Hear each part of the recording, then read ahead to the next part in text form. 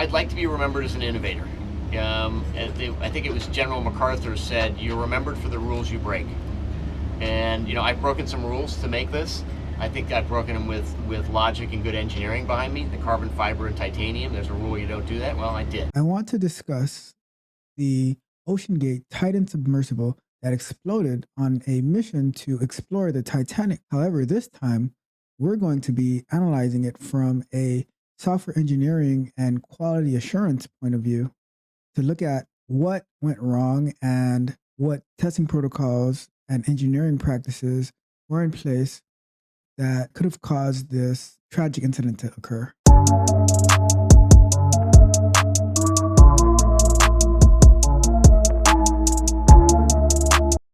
If you haven't heard, there was a there's a company, OceanGate, and they would do like explorations in this little capsule like submarine that they built, and it would take you down to under the ocean to see different sites. Right. One of their highlights were the Titanic ruins.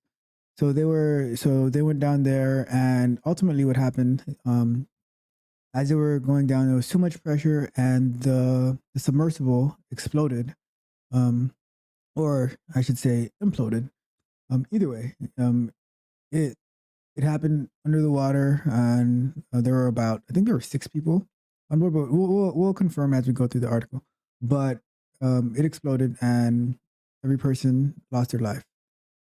So this isn't to rehash that actual situation, but it's to look into some of the um, software development and testing practices to see and review the article to see like what happened, what went wrong, and everything like that.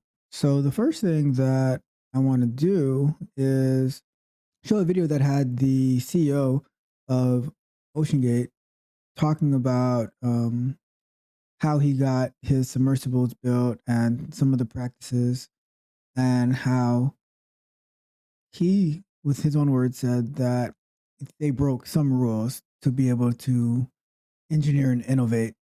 So, I'm all about innovation, but I'm also about safety. So let's take a look. I'd like to be remembered as an innovator. I think it was General MacArthur said, "You're remembered for the rules you break." And I've broken some rules to make this. I think I've broken them with logic and good engineering behind me. The carbon fiber and titanium. There's a rule you don't do that. Well, I did. It's picking the rules that you break that are the ones that will add value to others and add value to society. And that really, to me, is about innovation.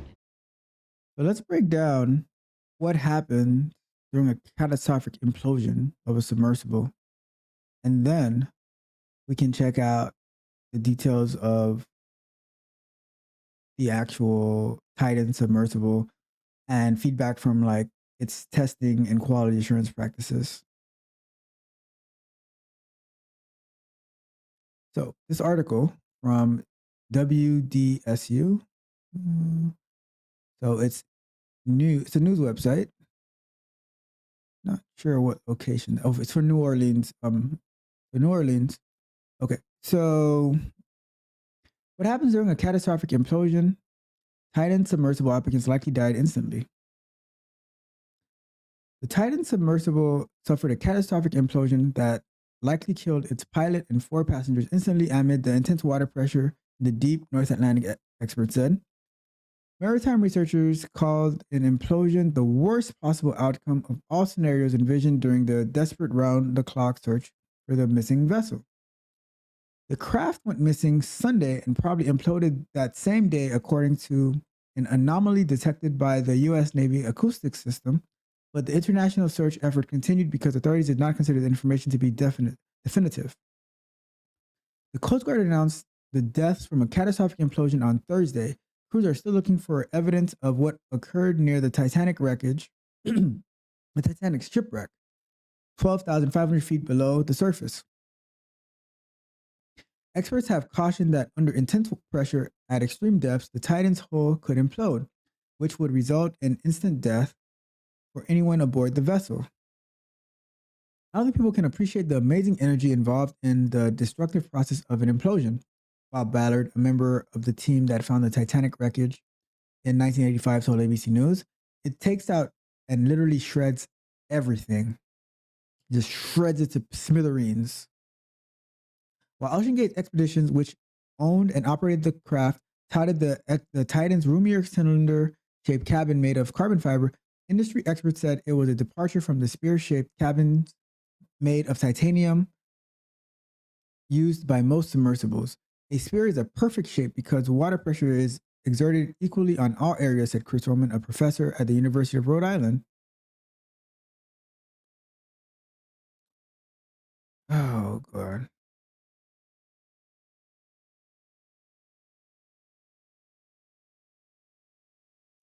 So I'm skimming through this article a bit because I think a lot of this is covered in the PBS News hour that we're going to also review.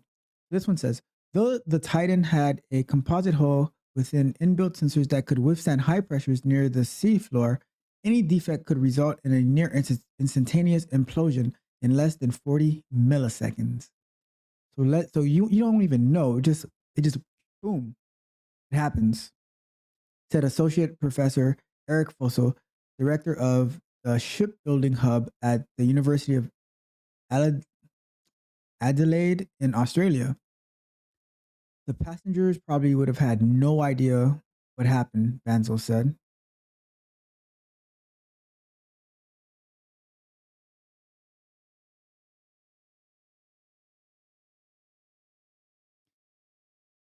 So let's look over here. A similar disaster occurred in 1963 when the USS Thresher, a nuclear-powered submarine, likely imploded when it exceeded test depths after a series of other failures.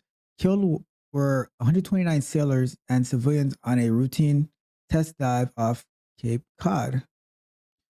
Terrible. Terrible. So let's jump into the PBS NewsHour article and we'll go from there. So this article is brought to us by PBS. The article title reads, experts say the Titan sub's unconventional design may have destined it for disaster. Okay. So let's read on.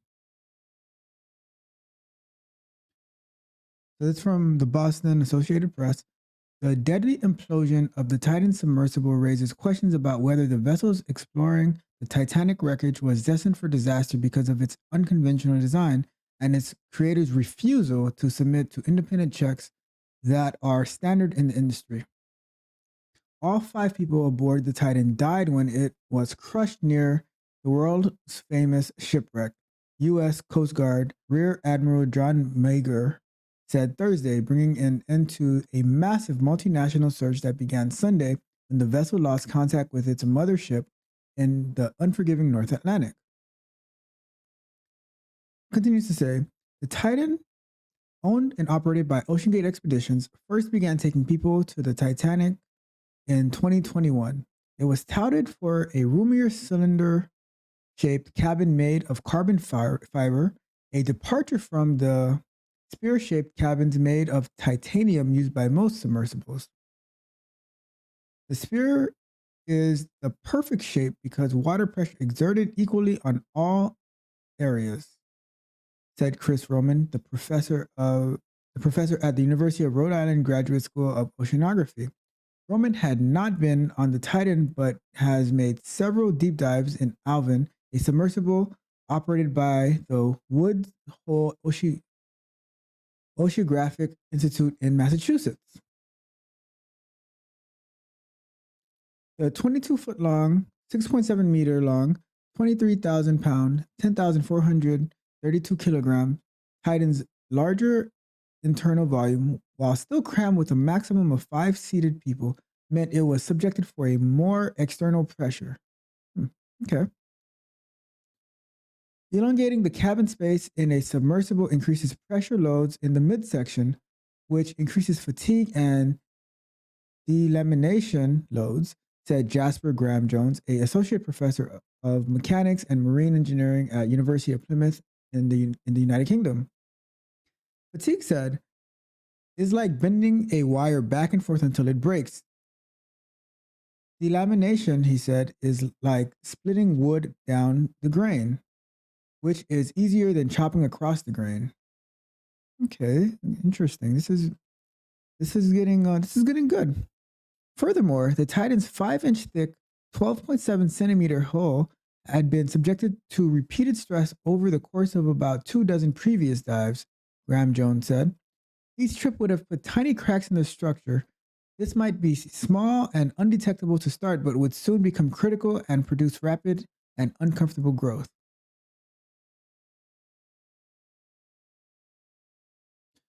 OceanGate promoted the Titan's carbon fiber construction with titanium end caps as lighter in weight and more efficient to mobilize than other deep diving submersibles. On its website, it also said the vessel was designed to dive 4 kilometers, 2.4 miles, with a comfortable safety margin according to court documents. But carbon composites have limited life when subject to excessive loads or poor design, which leads to stress concentrations, Graham Jones said. Yes, composites are extremely tough. Yes, composites are extremely long lasting, but we do have issues with composites and the fact that composites fail in slightly different ways than other materials. So this is starting to make a lot more sense on what went wrong. I don't know how many people actually know these intimate details. On the news, they're probably giving you the major highlights, and they're focused on the fact that the people, which should be the focus, but the people who actually lost their lives, and how they lost their lives, but they're not really going into the details on the infrastructure and the design and the software and the planning. The whole it's still a software development life cycle. The whole failures of the software development life cycle that led to this tragic event. It continues to say, OceanGate was also warned that a lack of third-party scrutiny of the vessel during the development could pose catastrophic safety problems. This is what I just mentioned. Um, they're working in a silo and putting people like when lives are at risk to that extent. You know, you need to have some third-party scrutiny and third-party verification. There can be like, I'm not saying this about OceanGate in particular because I'm not too familiar with their company, but you'll see that certain companies will say, "Oh, they're on this accredited list and that, and they have this type of feedback and everything like that." But one, I don't know if many people actually would actually like go that deep into checking what a company says, to see if it's even real. I've seen some people on YouTube who will do reviews of what people claim that they're doing, and it turns out to be total scam. And like just simple as looking up their LinkedIn picture or some images on their website, and it's like stock photography. It's stock. It's like fake profiles, and that's not to say anything wrong about stock photography, but you have to use stock photography in the context that it's used for. You can't be using it to mislead people to think that these are real people who are interacting with your products, or your services. So, and that's why this part is important. I'm going to read it again. OceanGate was like, so they were warned that a lack of third party scrutiny, so a lack of peer review in the software development realm, this would be considered like we would know this as code reviews, you know? So they're just pushing code, like they're just pushing code up. There's like, no one's looking at it to see what major flaws do like there's no unit test, there's no automated test. And this I'm coming at it from a software development point of view, but the concept still lies, right? So let's continue. David Lockridge, OceanGate's then director of marine operations, said in a 2018 lawsuit that the company's testing and certification was insufficient and would subject passengers to potential extreme danger in an experimental submersible. What did I just say? Right? What did I just say? And this is coming from the mouth of the then director of marine operations for OceanGate. His name is David Lockridge. In 2018, he said that the testing and certifications was insufficient. First warning. And that it would subject passengers to potential extreme danger in an experimental submersible. So, how much more extreme can we get? How much more extreme danger can we get? Where on your way down, the vessel that you're in implodes.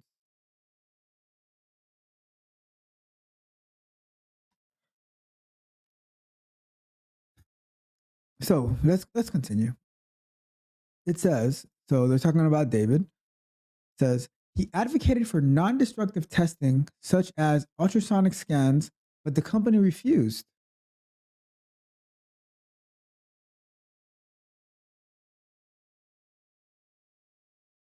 Now I understand why he was the then director, because if he has these fears, and if he is an expert in his field, and you're trying to raise the red flag, and your company refuses to listen to you, what else can you do? Okay, let's find out more about ultrasonic testing.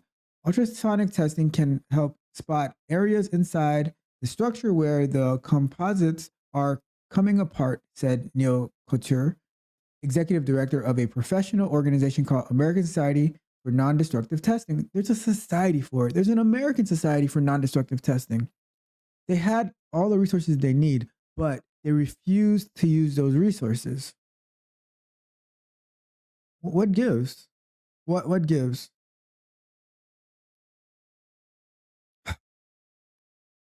Let's keep going. This is very frustrating. This is very frustrating. The way that they can just put people's lives at risk this way. Once this thing is going down and going under stress, it'll affect those materials. It'll affect those composites, Couture said Friday. Non-destructive testing is how you would then assess those structures and say, okay, they're still viable or they're still susceptible. So maybe we have to do some more research on ultrasonic testing, but it seems like, okay, so you do the ultrasonic testing after it goes down and then comes back up, and you see like what's the remaining quality of life of the vessel. But all right, so it says the Marine Technology Society, an organization of ocean engineers, technologists, policymakers, and educators, also expressed concern to OceanGate about the size of the Titan, the construction material, and the fact that the prototype wasn't being examined by a third party. So now we're at, like, we have one person who used to work there who's warning about the poor testing, the poor quality assurance practices by the company. So that gets ignored, right? We have, what's the name of this other the American Society of Non-Destructive Testing, also giving warnings and saying that this is what we need to test to see if the structure is viable. Okay, so that is ignored. Then we have the Marine Technology Society, which is an organization of ocean engineers, technologists, and policymakers and educators who also expressed concerns, and that was also ignored. Right? So here's the thing. As tragic as it is that there was a loss of life in this terrible way, that that doesn't, like, you still need to debrief the situation, see what went wrong. This could have definitely been avoided. But no, as the CEO said, as the owner said, I've broken some rules to make this. and this is the results of these broken rules.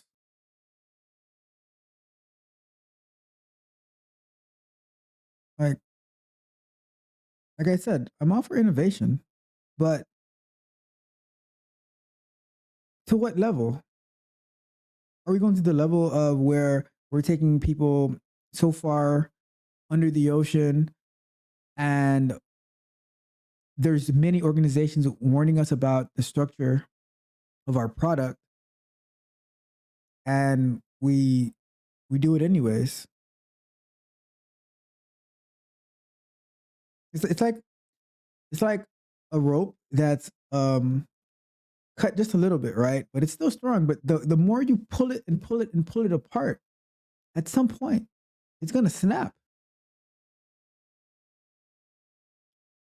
Or what about athletes where they're playing and they have some pain, right? But they keep playing, and then they do like the most basic move that you would expect, and then snap, and now they're out for a whole season.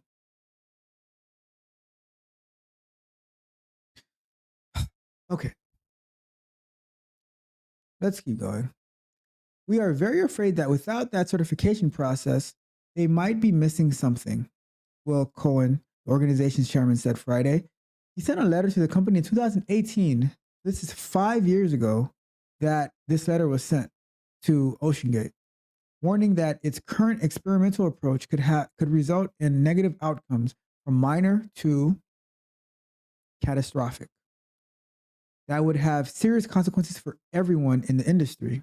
So not only did, and I'm just going to say it, OceanGate killed the people on board, they also do damage to the industry. See, and this is one of the things that I appreciate about Bob Martin, Bob C. Martin, right? He advocates for having software engineering standards across the industry, and that's not to say that these standards are imposed by a governmental agency. It's actually to prevent that from happening by us governing ourselves with standards and practices and professionalism. I repeat, with professionalism, because let's say some software engineer or QA engineer takes shortcuts in Portland, Oregon, right? And those shortcuts have huge damages across the entire software engineering industry. Then what happens? Then a governing body of people who have absolutely no idea of what we do starts imposing rules and regulations on us. And then those rules and regulations are determined by how they can market themselves for votes. And how does that happen? Because we don't impose standards on ourselves. And in this situation, it's like these organizations are trying to push OceanGate to submit their submersibles for review, for testing, but they refused. But how then are people going on these explorations, on these expeditions with OceanGate, although there's all these warnings? You know, if someone wants to go on this expedition and they search for, Titanic expedition, and OceanGate pops up, is there are there warnings saying like this is not a safe thing for you to do? It's it's hard because I'm not in favor of imposing, like, because like I was saying, if we have some government regulations on this, what does the government know about submersibles? Like, you ever hear them talking about finances and cryptocurrency and everything like that? And it's like stocks and all this, and it's a mess. Like, they don't like. I don't know if I've ever heard politicians talking about things that they know. Because they're it's crazy. It's just crazy. Like the situations that we put ourselves in, taking shortcuts.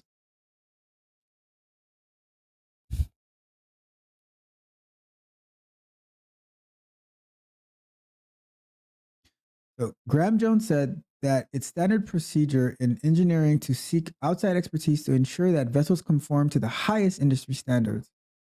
In a 2019 company blog post, OceanGate criticized the third-party certification process as one that is time-consuming and stifles innovation.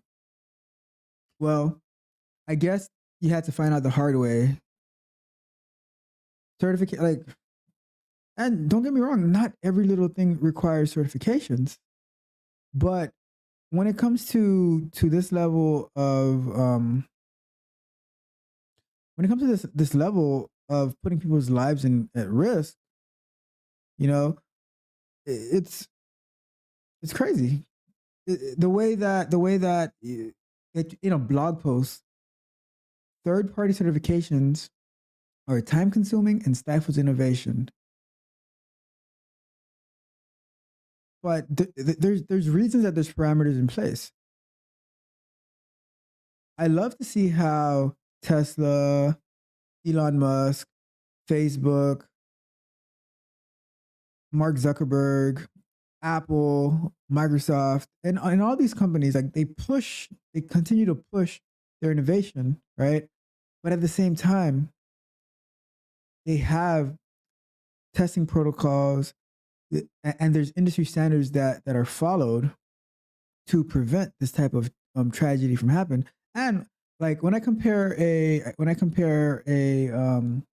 social media site, right, to an object that has you in a little capsule and throws you deep under the ocean at who knows what speed, it's the two don't compare. Now, if Facebook is leaking your personal data and then people are able to steal your get into your computer or steal your social security number, that gets closer, but it's still not being imploded in the middle of the ocean into little tiny bits and pieces. Where now you can't even have a proper funeral for you, right? Some things that like most things you can recover from, this one sadly you can't. In the post, it said bringing an outside entity up to speed on every innovation before it is put into real world testing is anathema to rapid innovation, the post said. Famed underseas explorer Robert Ballard, who first located the Titanic wreckage in 1985, called the lack of outside certification and classification a smoking gun in the vessel's failure. We're almost done with this. I can't. We've made thousands and thousands and thousands of dives with other countries as well as these deaths and have never had an incident, he said Friday on ABC's Good Morning America. Titanic director James Cameron, who has made multiple descents to the wreckage, said there are several possible reasons for the submersible's destruction, but the most likely is a failure of composite hull. The question is, what was the primary failure the question is, was it the primary failure or a secondary failure from something else happening? He told Good Morning America on Friday. And I'm putting my money on the composite because you don't use composites for vessels that are seeing external pressure. So 5 people were on board and died. So that's that article. Oh, what an article. It's so crazy how companies can risk the lives of people by trying to take these shortcuts and not wanting to be certified. And don't get me wrong, not everything needs a certification, but and not everything needs regulations, but when you're putting people's lives at risk to that level. So, for instance, what about if once the dive is done, you have some inspection process to see, okay, what is the quality of the vessel at that point. That sounds like that non-destructive testing that was being referred to.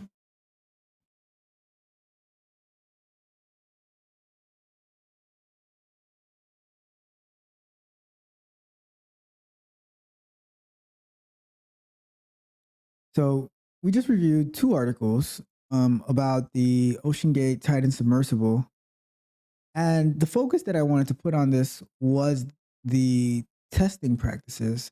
And these testing practices, they're from a peer review perspective, but I also wonder what were the protocols within the company, because this still requires software engineering, hardware, internal stress testing, all of these things, like where like the pressure being tested, um, and then some, like we need strong quality assurance, not only from a software perspective, but also from a hardware perspective, performance perspective. Because let's say that little controller that they were using, the one that looks like a PlayStation controller, let's say that it lost Bluetooth connectivity, and they saw the pressure alerts going off, and they need to move back up, but they can't because the controller's not working, and they just keep going down, and that causes the implosion. That is that a hardware failure? It could be a hardware failure, but it could also be a software failure. Maybe at the pressure that it was at, the Bluetooth stopped working. I don't know, but the thing is, all of these things, like, there's so much that comes into play where you're trying to rush innovation, and you're saying that these peer reviews stifle innovation, but sometimes your innovation is what kills people, because the shortcuts that you took, or the rules that you broke, those rules were important. They were there for a reason. So this is the situation that we find ourselves in. I've had enough of this. Like I just, from everything that I'm seeing, it doesn't even feel like they had adequate internal testing practices, but yet they can, for the past X amount of years, they're taking people on these deep dives way under the ocean to see the Titanic and whatever else they're going down to there to see. And it keeps putting stress and stress and stress on the structure. And we're not doing non destructive testing. Till one point, it becomes destructive, and it's not a test at this point. So yeah, I can't do this one anymore. Thank you for watching. If you could make it this far, it was hard for me to get this far, reading about these poor practices and validations and certifications. It's we're playing with people's lives, and it's like I don't even expect the people who are going on these expeditions to know. Like, I mean, I believe that you have to vet your companies that you work with, from a consumer perspective, but you don't know. It's not.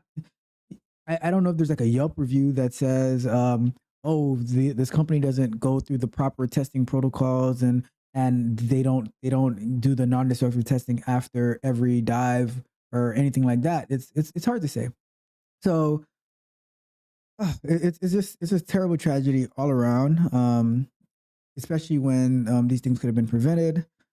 Like there was no reason to lose these five people's lives, and it's just disgusting, to be honest with you. It's just dumb, totally dumb, and I don't even know what can be done for the families of these people, or to OceanGate in particular.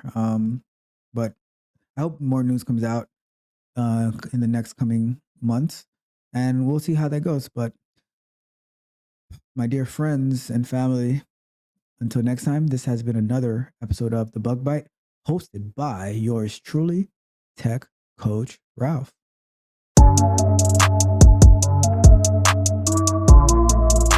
If you enjoyed the fascinating information shared in this video and you want more, be sure to hit the subscribe button to Tech Coach Ralph to be notified for new videos.